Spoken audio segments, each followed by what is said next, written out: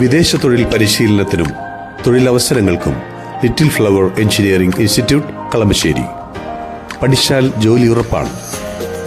2029 മുൻപേ ലോക്സഭാ തെരഞ്ഞെടുപ്പ് നടക്കുമോ എന്ന ചോദ്യമാണ് ഇപ്പോൾ ഉയരുന്നത്. 2027 നിയമസഭാ തെരഞ്ഞെടുപ്പുകളിലെ ഫലം BJPക്ക് പ്രതികൂലമായാൽ അങ്ങനെ സംഭവിക്കാനുള്ള സാധ്യത ഏറിവരും. BJPയുടെ ഇപ്പോഴത്തെ കച്ചിത്തിരുമ്പ് എന്ന് പറയുന്നത് ബീഹാറിലും ബംഗാളിലുമടക്കം നിരവധി സംസ്ഥാനങ്ങളിൽ ആദ്യമായി മുഖ്യമന്ത്രിമാരെ സൃഷ്ടിച്ചതിൻ്റെ അഹങ്കാരമാണ്. വാസ്തവത്തിൽ SIR നടപടിയിലൂടെ വലിയ തോതിൽ തെരഞ്ഞെടുപ്പ് കമ്മീഷനെ ഉപയോഗിച്ച് വലിയ അട്ടിമറി നടത്തി തന്നെയാണ് നേടിയെടുത്തത്. ഓരോ സംസ്ഥാനങ്ങളിലെയും ഇലക്ട്രൽ ലിസ്റ്റിൽ വ്യാപകമായ ക്രമക്കേടുണ്ടാക്കി തന്നെയാണ് BJP അവിടെ അധികാരത്തിൽ കയറിയിരിക്കുന്നത്.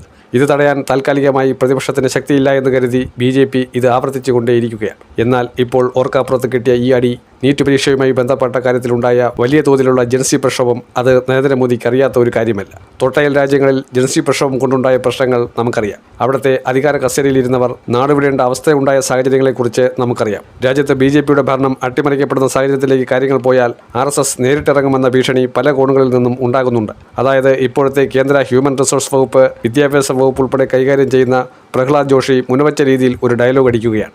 RSS ഇന്ത്യയിൽ ആഭ്യന്തര പ്രശ്നമുണ്ടാക്കുന്ന കലാപകാരികളെ നേരിടാൻ സുസജ്ജമാണ് എന്ന തരത്തിൽ.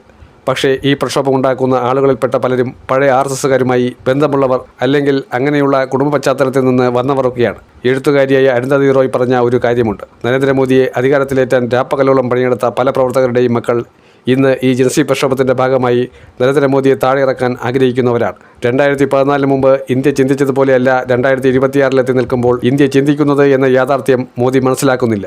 ഈ 12 കൊല്ലത്തിലധികം കാലം ഞെളിഞ്ഞ അധികാരത്തിലിരുന്ന നരേന്ദ്രമോദി ഇന്ത്യയിൽ നടത്തിയ ഭരണപരിഷ്കാരങ്ങളെക്കുറിച്ച് ഒരു നേർരേഖ പരിശോധിക്കുമ്പോൾ ജനങ്ങൾ മനസ്സിലാക്കുന്നു പമ്പര വിഡിത്തമായി പോയി എന്ന്.